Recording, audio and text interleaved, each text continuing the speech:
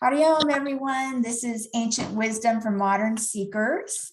And today we've got Swami Mahayoganandaji with us, and we adore him. And he's so wise and so insightful, and we're so lucky to have him with us.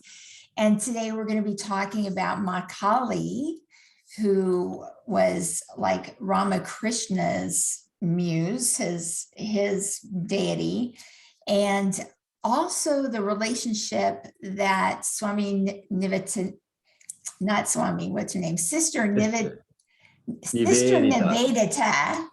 I'm all tongue-tied today. Sister Nivedita had with Sharada Devi, and then her feelings about Ma Kali and everything. So Swami's done some research on this and given a talk on it before, but we're gonna dive deep and get the scoop. And if you have any questions, just feel free to jump in and we'll figure it out. So welcome, Swami. How are you? Thank you. It's always a joy to join your classes and discuss spiritual life and Vedanta and how to reach the divine. Absolutely. So tell us now, why Ma Kali? Like, why was Ramakrishna so enamored with her? Of all the different choices he had, I guess, why her? Well, that's the, how can we answer that question? Sister Nivedita asked Swami Vivekananda once, so do you think the future will call Ramakrishna an incarnation of Kali? And Swamiji answered, yes, there's no doubt that Kali worked up the body of Ramakrishna for her own ends. So is it Ramakrishna that chose Kali, or is it Kali that chose Ramakrishna? Interesting. Interesting.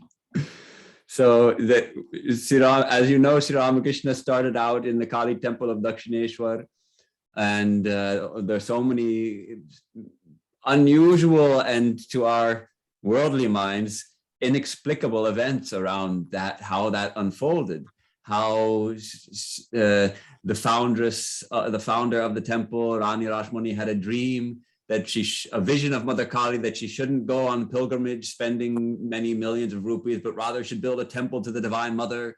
And then when the installation was delayed, she had another dream telling her, hurry up, I need to get installed here. And so there seems to, Swami Vivekananda said that somewhere there is a force, a power, the mother power. And she is real.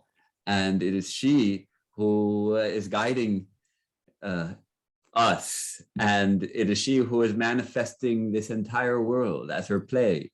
And at the same time, she is guiding her children to come back to her. And is apparently getting up the body of Ramakrishna for bringing the message of the age. That's Swami Vivekananda's idea. He was utterly dedicated to the mother, though that's not so widely known. Yeah, it's not, because he shows his devotion to Ramakrishna specifically as his teacher, his guru. He gives him all the credit, but Ramakrishna gave all the credit to Ma Kali, right?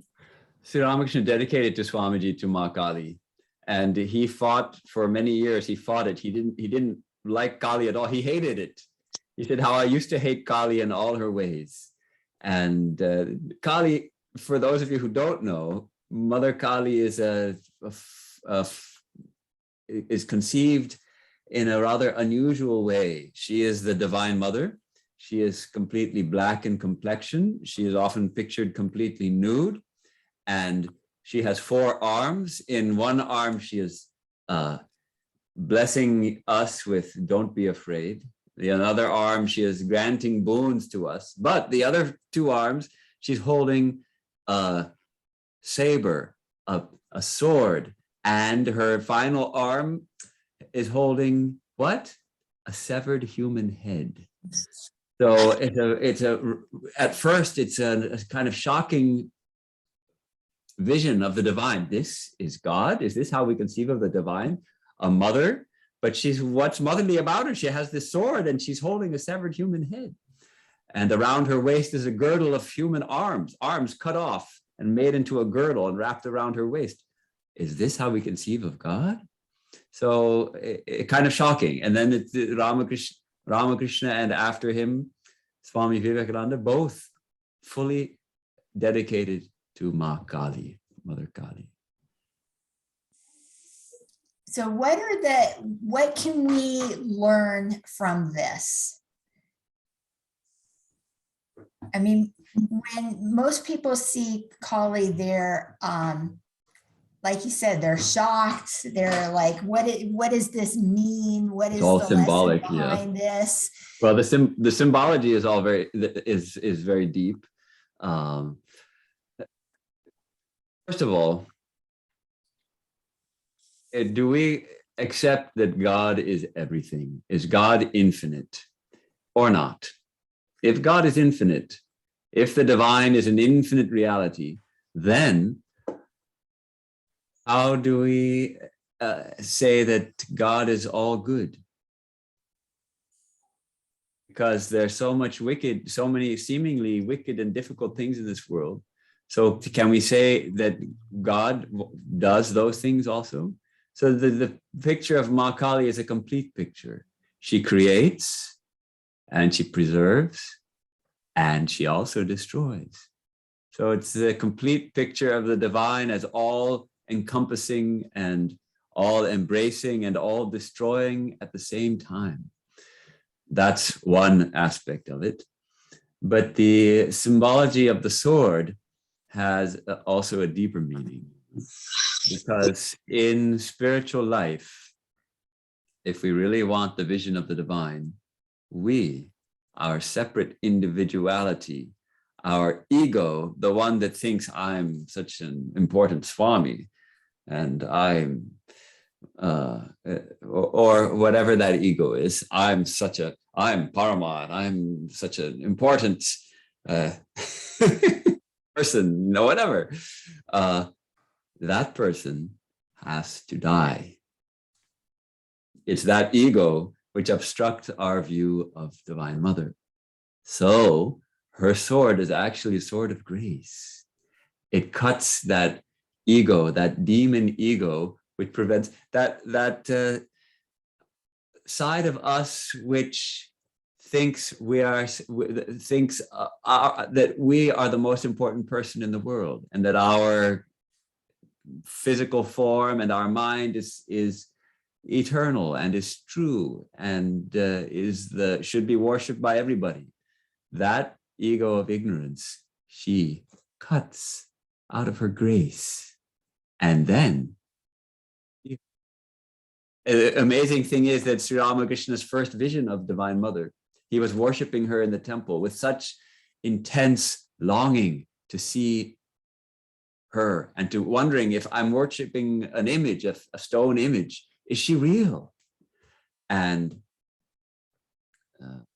finally, the longing became too great, and he spied a sword hanging on the wall of the temple. There was a sword there also used in the rituals. And he decided, I've had enough. I can't take it anymore, the separation from Mother. And he ran to the sword to take it, to cut his own throat.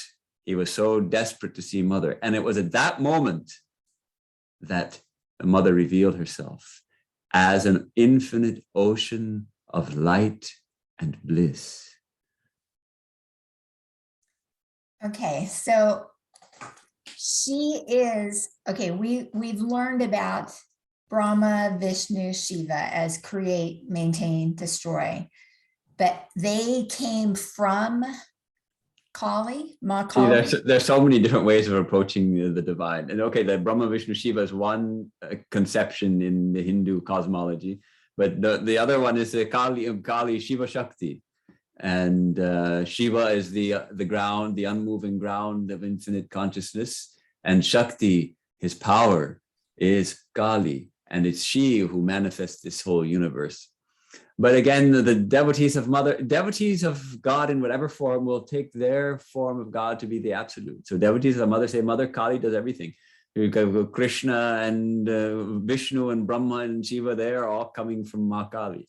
And those who worship Krishna will say, no, but Krishna is supreme. Mother Kali comes from Krishna. So it's our approach. But right now we're in the approach of Divine Mother, and we're coming up on the season of the worship of Divine Mother. So it's Mother who is everything. Right. And what you're saying with that is we have the Dorga Puja coming up. What is the relationship between Dorga and Kali? Because I've always heard that Dorga is like an incarnation of Kali. Or how does that whole work? Laughing because it's not so simple like that, There's no easy answer. There are different forms of Divine Mother. In the Chandi, Kali was born out of Durga in the battle between the demons. But then she has her own, for those for Sri Ramakrishna, Kali is the supreme reality as in action.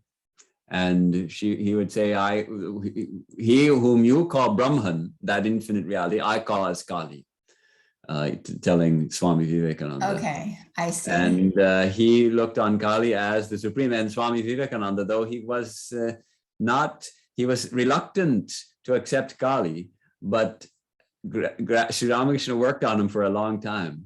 And finally, he had to accept her. And the turning point came, he had lost his father, and the family was thrown into poverty, and he was desperate for a solution. And he couldn't find a job. There was not enough food in the house to eat. People were going hungry. And so he was really suffering. He really experienced the suffering of this world. And finally, he came to Sri Ramakrishna. He thought, this is all, Sri Ramakrishna should pray to me, to the mother.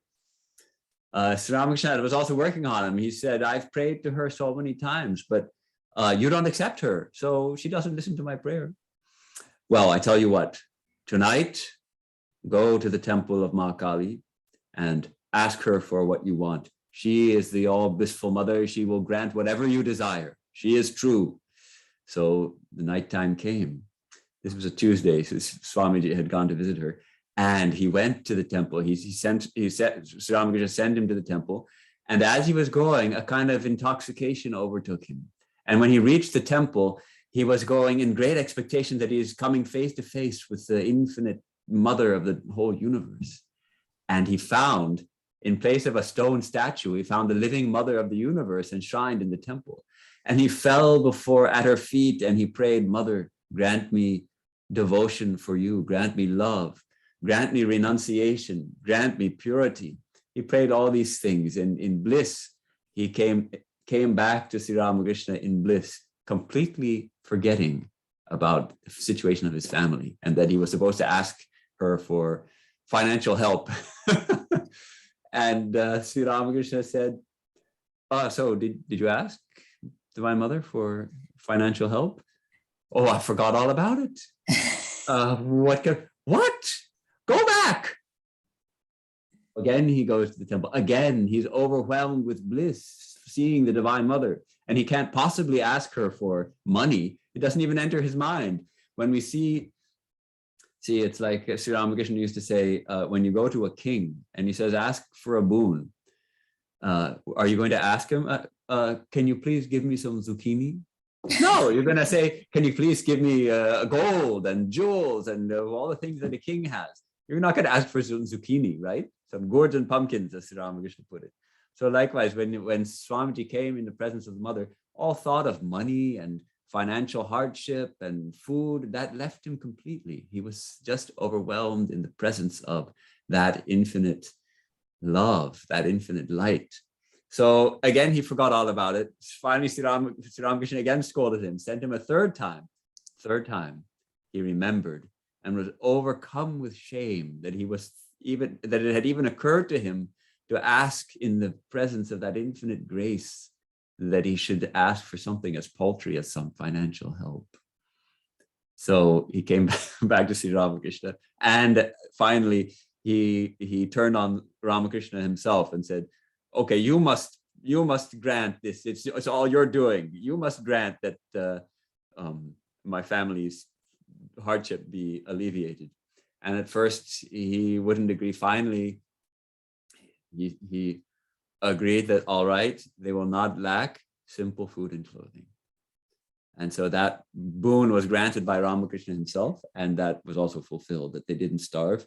They had at least simple food and clothing. So that was when Mother Kali, whom he had completely doubted and hated and all of that, he had to accept her. Yeah. By Sri Ramakrishna's blessing. And what was Sharda Devi's relationship with Kali? Like, was she as like devoted to Kali as Ramakrishna was?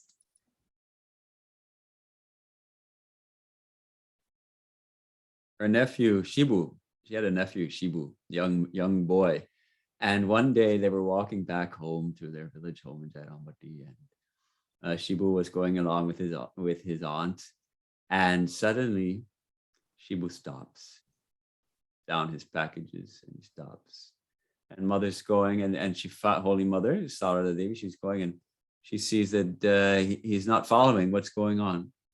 So she says, "What's the matter, Shibu? Let's go."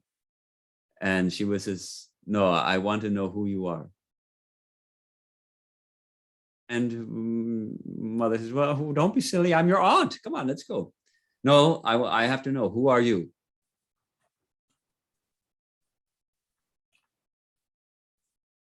"Let's go home." Or we just, "No, I have to know. Who are you?" And then she said, "Well, people say I am Kali." And then he was satisfied and he came along. So somehow he knew. Somehow he had this inkling. He wanted to hear it from her lips. So Sri Ramakrishna, once Holy Mother was massaging his feet, and she asked him, "How do you look on me?" And he said, "The mother who is in the concert tower," that means the mother who had given birth to Sri Ramakrishna's body, "and the mother in the temple, and the person massaging my feet, they're one and the same." Mm. What was their relation? Yes, externally, the Holy Mother had an image of Mother Kali in her room that she used to worship there, and she was definitely outwardly showed great devotion for Ma Kali. But then she was also a kind of embodiment of Mother Kali. She had a painting. I have an image of it on my wall. Do you want to see? Yes, definitely. This is called you'll get a sense. It's not a stone image, but a painting. But it's quite. She is very fierce. Oh yeah. And, I have to hold it at an angle so you can, without the reflections. But you see, she is walking on the Shiva, who's prone, her husband, who's lying before her feet. Maybe like that, you can see more or less. Mm-hmm. And you see she has a dagger in her arm, in her one hand, and the severed head, and a garland of human heads. But look at her face. You can see her face. Yeah. She's sticking out her tongue. So on the one hand, she's fierce, and on the other hand, she is full of love and grace.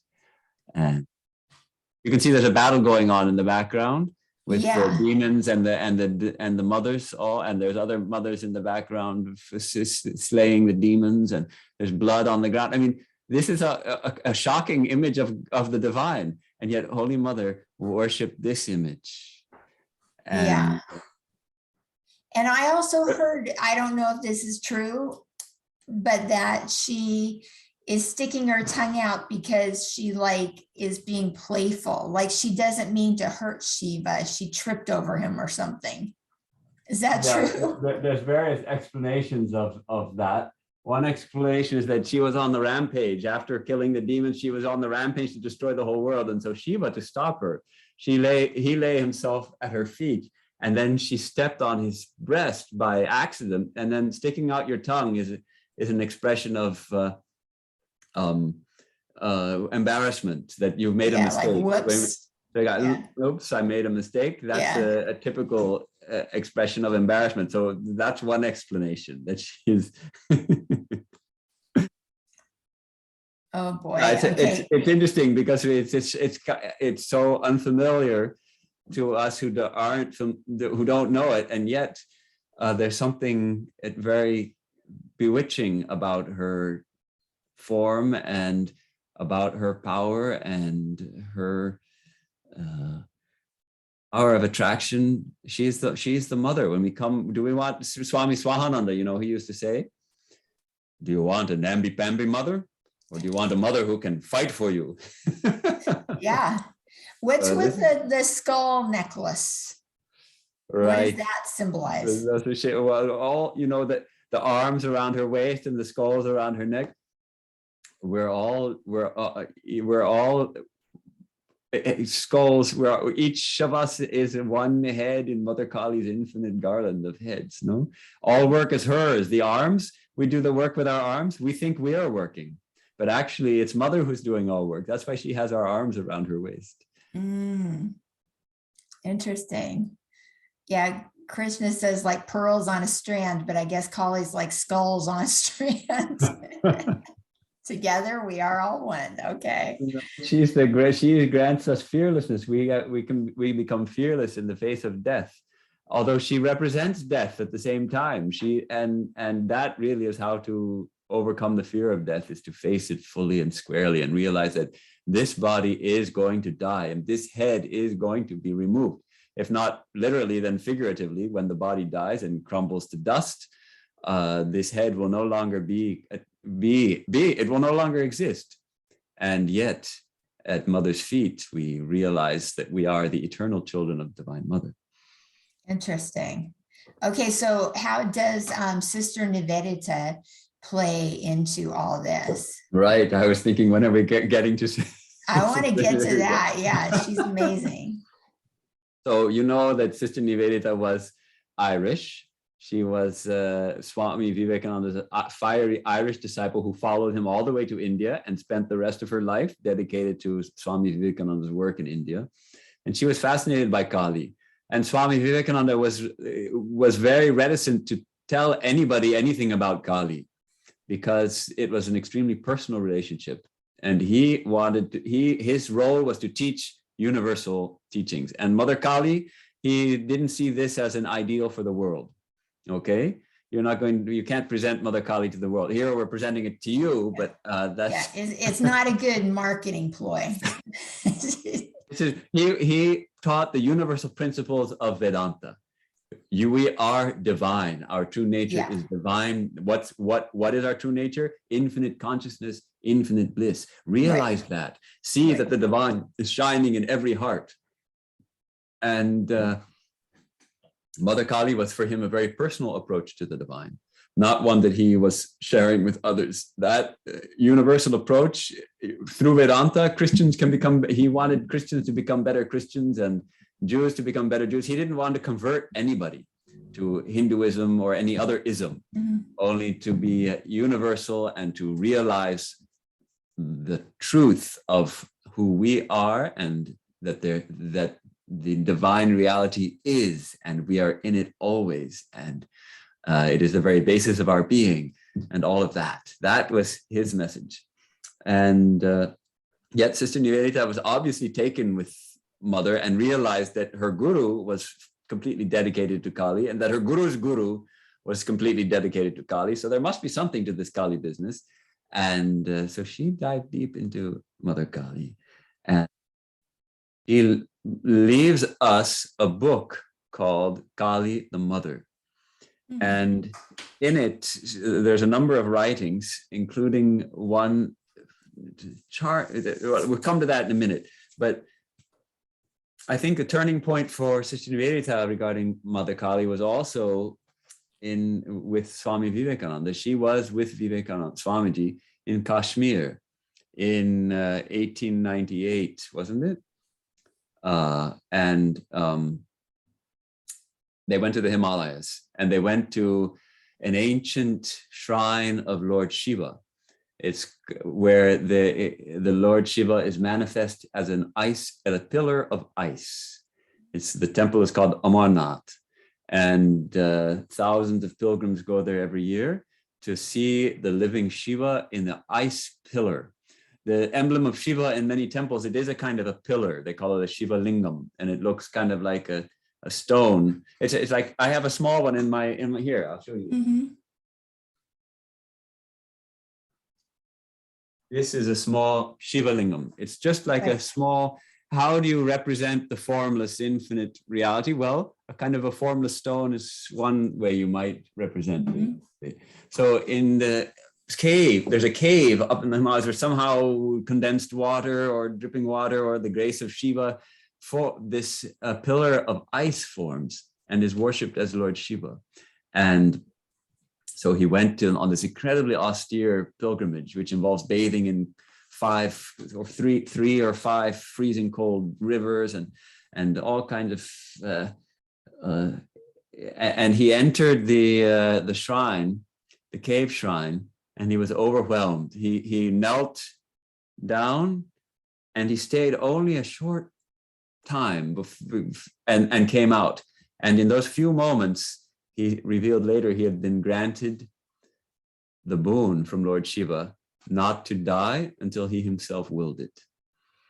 So it's called Amar, the grant of the deathlessness. It means he himself could choose when he is going to leave his body. So he attained that kind of fearlessness in the face of death, that death is just taking off a garment. So he was full of Shiva. And then his mind, after they came down from that, his mind started turning towards Mother Kali.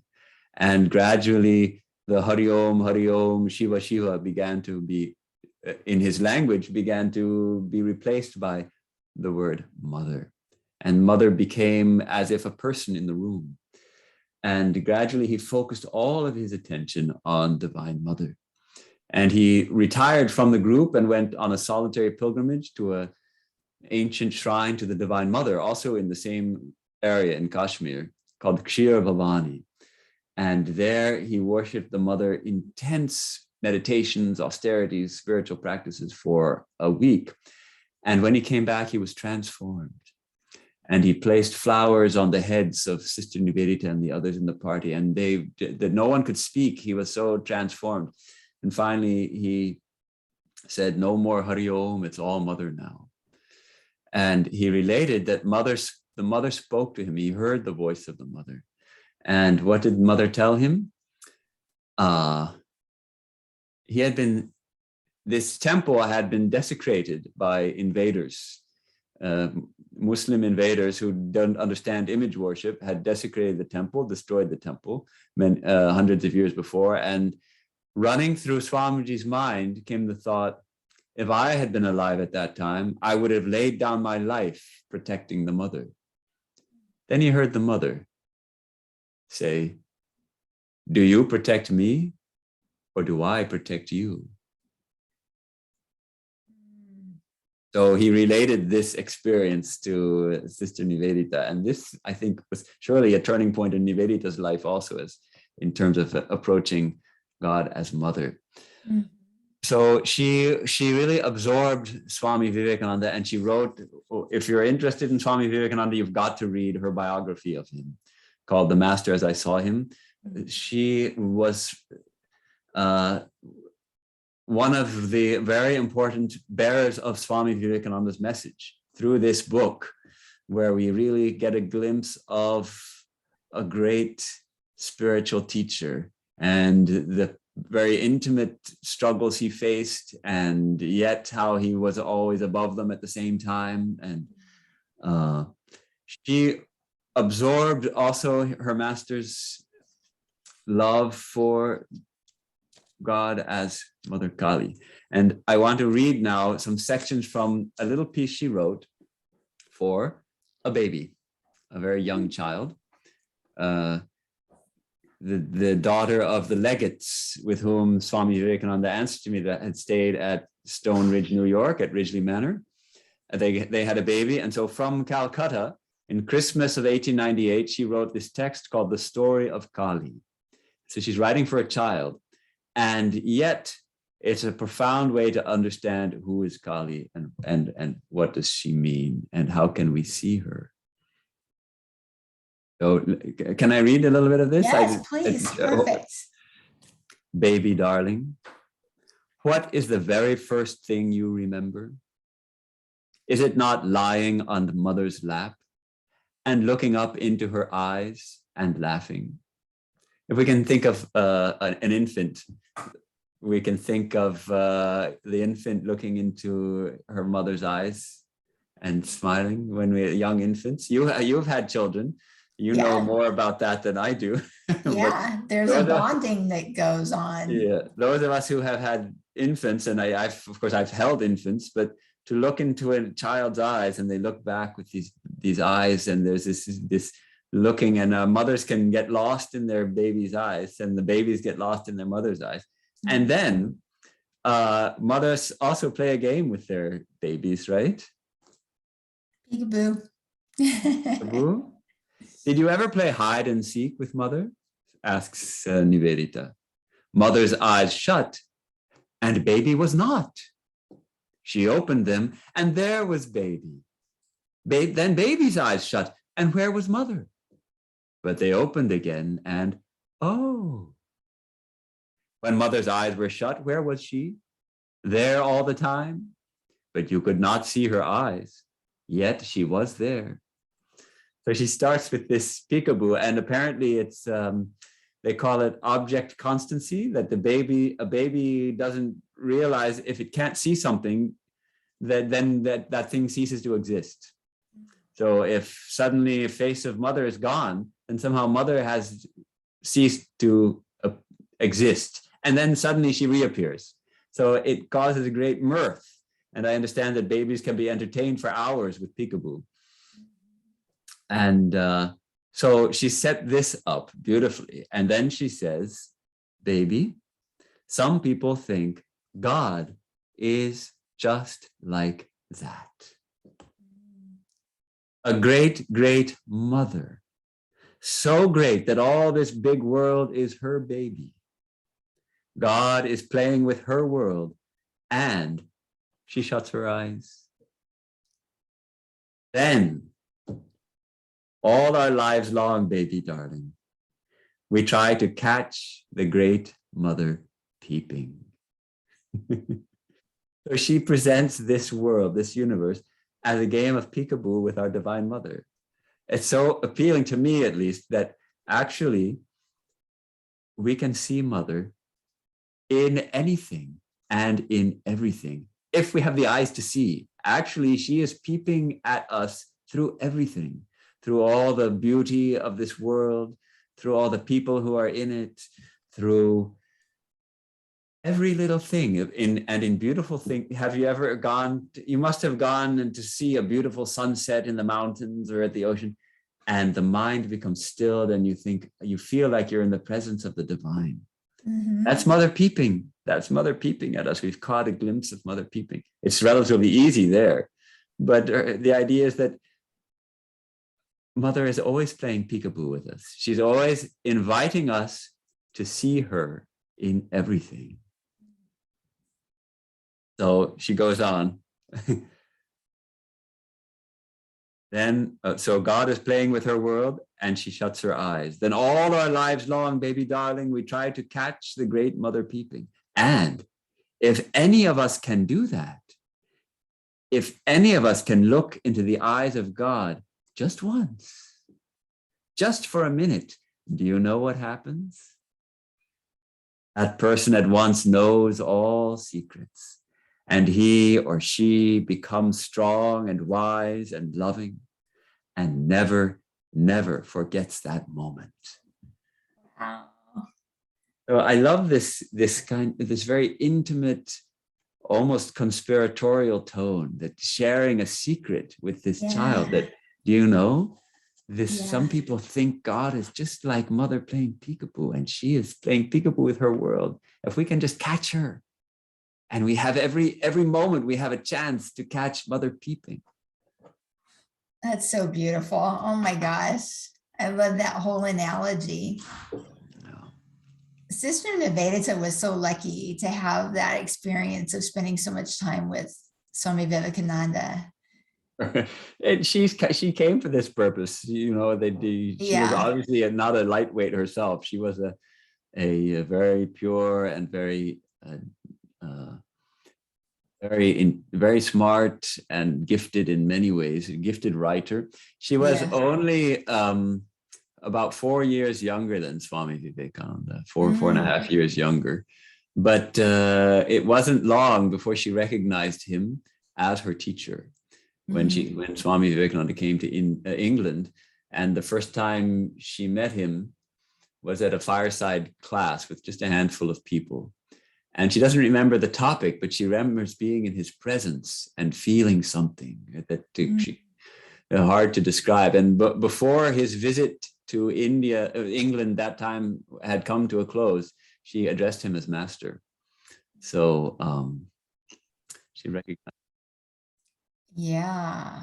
Wow. So it's like, you know how avatars like Ramakrishna brought in his, special devotees, the original guys. It's almost like Vivekananda brought in her as part of like his it, doesn't posse to help spread his message. It seems like it. It seems like it. Yes. That's amazing. And she died rather young also, right? She died in 1911 in India. She did a lot of work and even for the Indian independence movement. She actually, it's a kind of interesting and strange history because she actually had to separate herself from the Ramakrishna order because she got involved in Indian politics. And the order's rule was no politics whatsoever. But she was an Irish woman. And, the England also was an occupier in Ireland. And the British colonial, taking over and really raping India, as it were. And she couldn't bear it. So she worked for Indian independence also and inspired many of the freedom fighters and all of that. So she had to distance herself from the order because the order was strictly apolitical. And yet, of course, she was always part of the fraternity and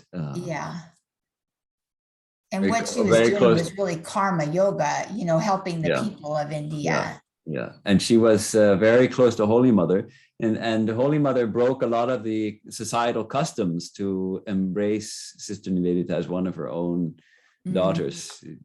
And after Sister Nivedita had died, Holy Mother was really heartbroken. She used to call her Cookie, my little baby. And she had a shawl that Nivedita had given her. And years later, it was threadbare and moth-eaten. And one of the young novices in her service said, "What's this old shawl? Let's throw it out." Well, no, that belonged to Sister Nivedita. Don't throw it out. It reminds me of her purity, her devotion, her dedication. Nivedita means the one who is dedicated, to the altar of India, to the altar of the mother. This is the name Swami Vivekananda gave to her. Yeah, he gave her that name when she was initiated. In Almora, he gave her the name, and it was a kind of initiation that she received at that time. Yes. And she was she a nun? Was she why she was called sister? Yeah, she was a nun. She was dedicated. She went through all those steps too. Right. Well, she didn't receive the final ordination. So she always wore white. So she received the initial ordination into what we call brahmacharya. So the lifelong dedication to the divine and to leading a divine life and to not marrying, but leading a celibate life and dedicated to service and spirituality. Let me read one more paragraph of this text. She's still writing to this baby, remember? And when you win like that, when you catch the mother looking, something else happens, something lovely. All her other children come and play with you. The little birds come, and the wee lambs love you, and the wild rabbits touch your feet, and the poor children in the streets who are cold and hungry, perhaps, poor children that the great mother loves most of all, because they seem to have no father or mother, and perhaps no home. poor children trust you and make a place for you with them. We are all sitting on the mother's lap, but these sit closest of all to her breast. And what do we call the mother with her eyes shut? We call her Kali. So this is the story of Kali, mother with her eyes shut. And can we catch her peeping? Can we catch her peeping? There you go. So with this mother season coming up with the Dorga Puja, and then I guess there's the Kali immersion too. There's all. Well, there's a Kali Puja. We every year, as you know, we worship Mother Kali in a traditional ritual, which involves constructing an image like the one that I showed you, but in 3 dimensions, made of plaster. One of our devotees currently makes it, Uma Sanasarian. She makes the image, and beautiful. She's an artist, and she makes a beautiful image. And then we invoke the presence of the Divine Mother in the image. So for a brief time, we feel that the mother actually, by our prayers and special rituals, she enters into that image and specially manifests there, and then accepts our worship. And we worship her with physical offerings, actually. After worshiping her in our heart, of course, Hindu worship starts with worship in the heart, and then only we bring mother from within out into the image, and then we worship her in the image. And then we take her back into our hearts. And after the worship is over, well, then she is brought to a body of water, and she's immersed in that water. It seems kind of strange. We've taken all the trouble to make an image and worship her, and then we just throw her in the ocean. What's that? Well, let her go back to the formless state and let her remain in our hearts. If once we've made an image, then we'd have to worship her every day, because she's here. But we have to worship every day. So we say, well, okay, you dwell in my, once a year, we like to bring you out so we can see you with our physical eyes. And then afterwards, we send her back into the formless state. We ask her to stay in our hearts. And she's, again, in the infinite formless state of the ocean of infinite consciousness, and symbolized by lovingly immersing her physical form that we worshiped for a day in the ocean. And we take her out on the boat, and we go out into the ocean, and then we let her go in the ocean. It's a lot of fun. Wow, that's cool. That's cool. Okay, so how can we worship the mother, honor the mother, get blessings from the mother, give to the mother our respect and love on our own at home, if we're not going to build this big Kali statue and go out on the ocean and immerse? What are some things that we can do during the season, and when should we be doing them? What's the appropriate time frame? Because it changes every year, right? It's based on the lunar calendar. Right. Well, it's a lunar solar calendar. Both sun and moon play a role in this calendar.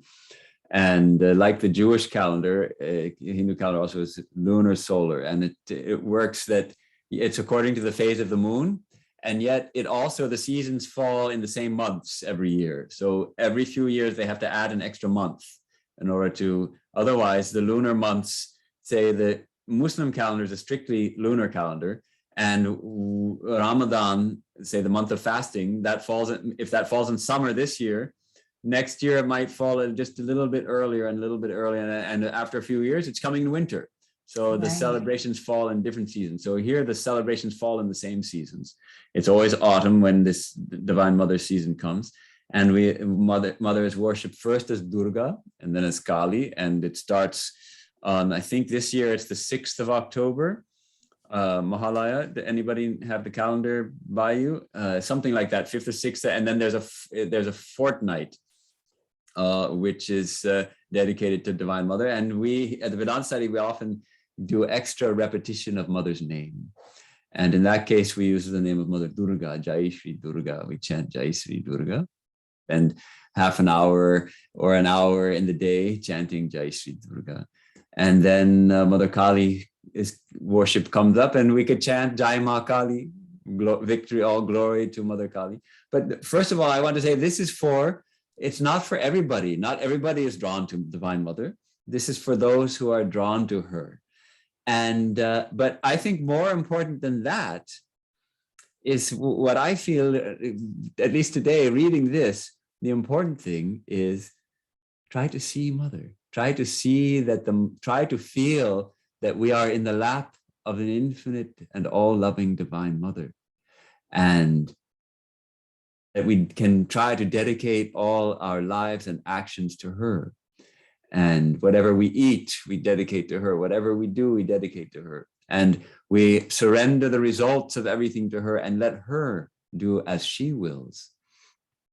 So there are different poems and prayers. The Gospel of Sri Ramakrishna is a gold mine of prayers to Divine Mother, because Sri Ramakrishna himself used to pray to Divine Mother, and those prayers are recorded. And he used to sing many songs to Divine Mother, and those songs also are actually prayers. So we can recite those beautiful prayers, like, what's a good example?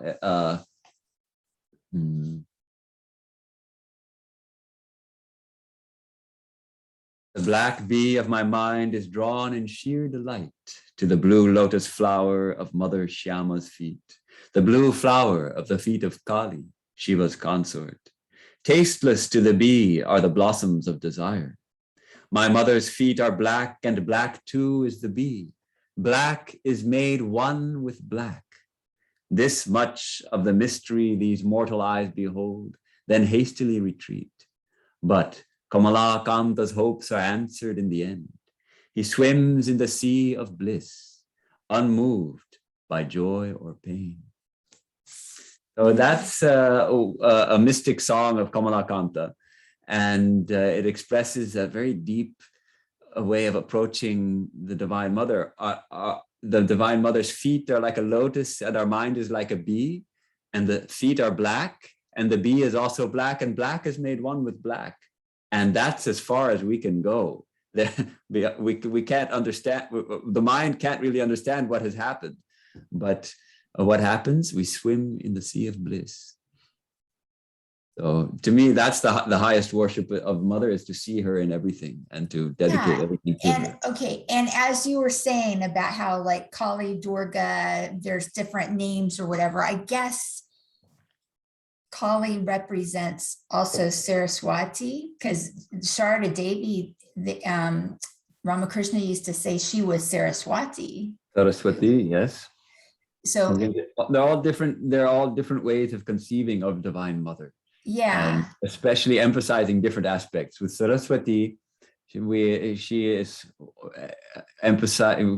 the goddess of wisdom and of art and of music, especially. Mm-hmm.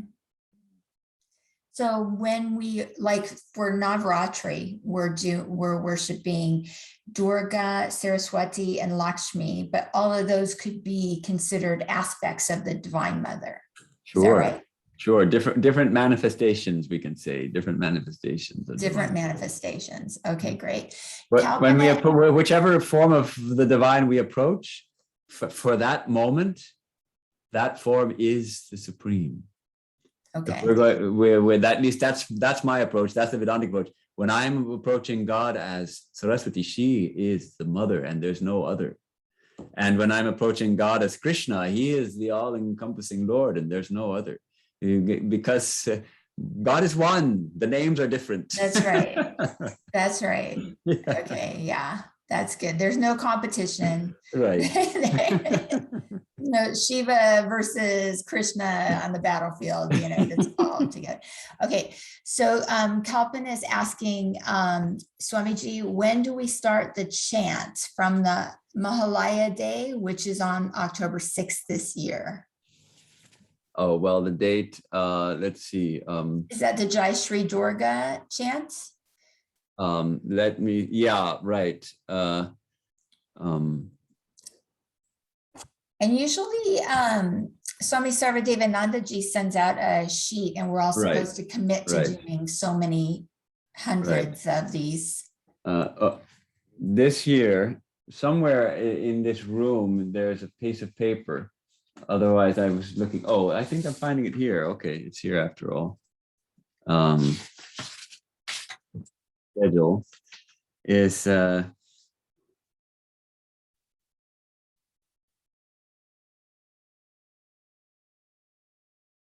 October 6th to October 15.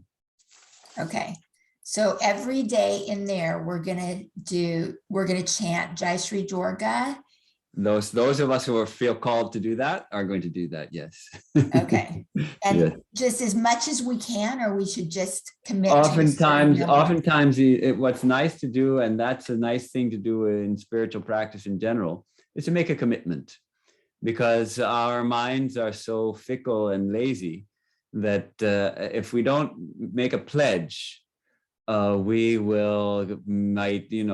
start out with great enthusiasm and we might do too many the first day, and then the next day, well, I did so many yesterday, I'm taking the day off today. Yeah. So generally we make a pledge. I'm going to do 1,000 a day. 1,000 times I'm going to repeat Jai Shri Durga every day. And then we keep with it. So any day, even sometimes at the end of the day, we might say, oh my gosh, I haven't done it yet. Well, we might have to go to bed a half an hour later to finish it. But yeah, we've made the pledge. So every day we have to do it. So it's not too late. It's a vow. It's a vow. We're going to do it. If you're going to do it, you're going to do it. So you can do more than your vow, but you can't do less. Okay. So, Okay. So Kalpana says she usually does 1,000 a day. That sounds like a lot. It doesn't. Good for you, Kalpana. It takes some time, but see, it's a short mantra. You can chant it quickly. Jai Shri Durga, That's Jai Shri true. Durga, Jai Shri Durga, Jai Shri Durga. Or you can give time, Jai Shri Durga. Jai Shri Durga. Jai Shri Durga. Jai Shri Durga. Jai. Silently, you can do it anyway. Yes. Okay. So what about Navratri? What are those days this year that we can like mark on our calendar? Yeah, that what I just said with Kalpana. The 6th through the 15th. Yeah, It's supposed to be though like 3 days of first Dorga and then Saraswati and then Lakshmi. Is that right? In that order? Well, in this tradition, it's Dorga all the way through. Dorga all the way through. Yeah. And see, in this tradition of Dorga, Lakshmi and Saraswati are her daughters. So and Ganesha and Kartika are her sons. Okay. Yeah. So I always thought Parvati and Shiva were the mother and father of Ganesha. Parvati, Durga, she's the same. All the same. You can't make it all line up. You can't line everything up cleanly because there's so many different traditions, and then traditions merged and separated again, and there's different influences from different sides. So it doesn't all line up like, okay, if it all makes sense now, because there are these different aspects of Divine Mother Durga. On the one hand, she is the mother who destroys the demons and protects the gods. And on the other hand, she is the daughter-in-law who comes home during the period of Durga Puja. And she's married to this crazy guy, Shiva, who lives in the mountains and smokes marijuana. And she's been married off to this guy. And so she comes home for 3 days and then she goes back to her mountain abode. So there's different strands weaved in. Yeah. Okay, cool. All right. So Michelle is saying that tomorrow is Amma's birthday celebration. Amma, the hugging saints. Okay. Yeah. Nice. Yes, she is like she also manifests the Divine Mother in a beautiful way, doesn't she? By embracing anyone and everyone who comes to her. And what a power to be able to, I mean, I wouldn't be able to hug 10 people in a row and feel all right. And she's embracing thousands in a day. Oh yeah. I actually got a hug from Amma once. And I felt that kind of love like I felt from my grandmother. I mean, she was totally, I had never met her before. I knew nothing about her, but when she hugged me, I felt that love, that unconditional love, like I felt from my grandmother. Yes. It was amazing. So another incarnation, I guess. So Deepak Chopra used to tell this story, and I've heard it from other people since then too, but he said that, like you said, that Saraswati and Lakshmi are sisters. And most people want to go after Lakshmi because she's the goddess of wealth and beauty, and they want all that prosperity. But the way to get her is to go after Saraswati and go after knowledge and go after wisdom and things like that. And then Lakshmi gets jealous and she comes to you. Well, okay, if you want wealth and prosperity, then that's maybe a very good tip.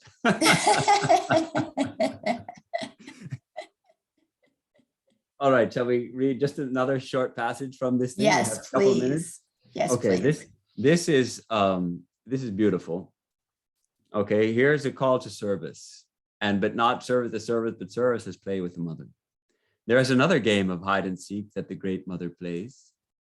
This is more like a fairy story. She hides sometimes in other people.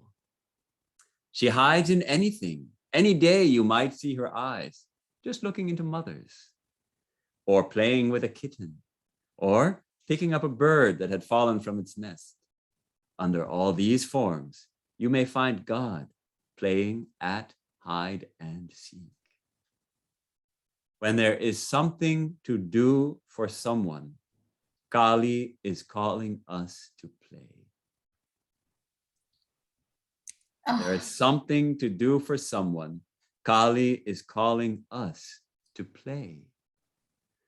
So on the one hand, it's play. This whole life can be seen as a play with mother. We're playing with mother. Sometimes the play gets a little rough.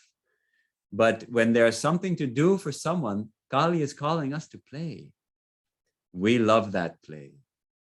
She herself said once that she was hiding in someone, and he said it was her. Inasmuch as ye did it unto one of the least of these, my little ones, ye did it unto me. So here she's weaving in teachings of Jesus and saying, mother, he said it was her. Well, he's his father and mother are one. So very interesting how she weaves in teachings of Jesus and Mother Kali in this piece here. How beautifully Kali plays. You might find her anywhere. And I think that's the idea, that we can find her everywhere. And finally, she suggests, and I won't read the whole thing because we're coming to the end of our time, but she reminds baby Leggett that her mother, baby Leggett's mother, has a brother whom baby has never met. Pichi says, you love him, don't you? Because your mother loves him. And so you love everyone that mother loves, don't you?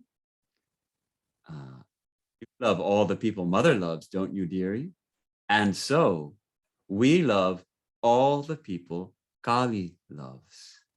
All the children she plays with, and the lambs and the flowers and the great trees and the little fishes. She loves all these.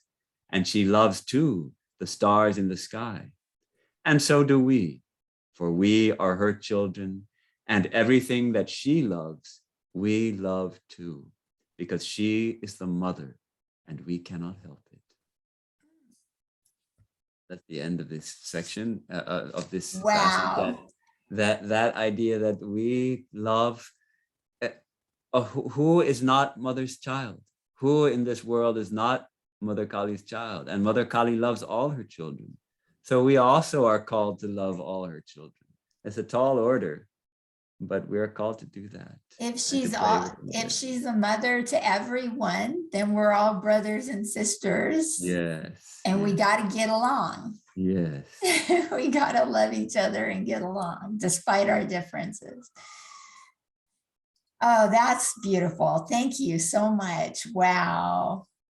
I'm like so inspired now. I want to go find that that story. It's in the book that she wrote about.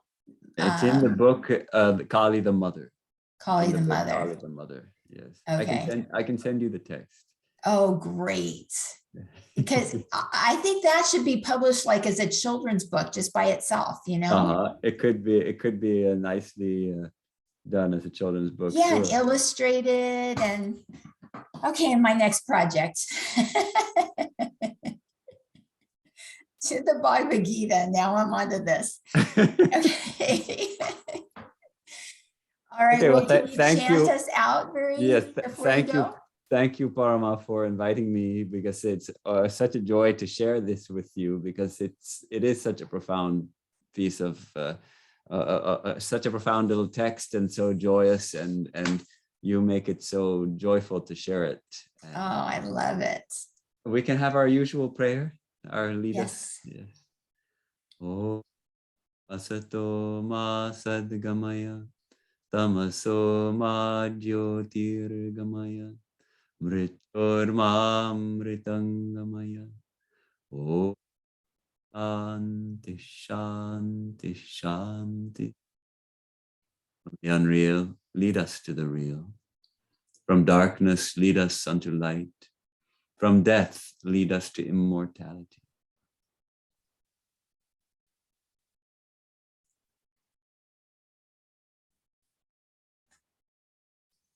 Thank you so much. And thank you, everyone. And enjoy Navratri and the pujas and the celebration of this beautiful time of Divine Mother. And all the best and so much love to everybody. Thank you, thank you, Thank you, everybody. Dharma. Thank you, Parama. And Swamiji, send me the link for the book as well, or the writer. Okay. Thank you. Pranam. Okay. Pranam. Jaima. Jaima. Thanks, Mitaji. Good to see you.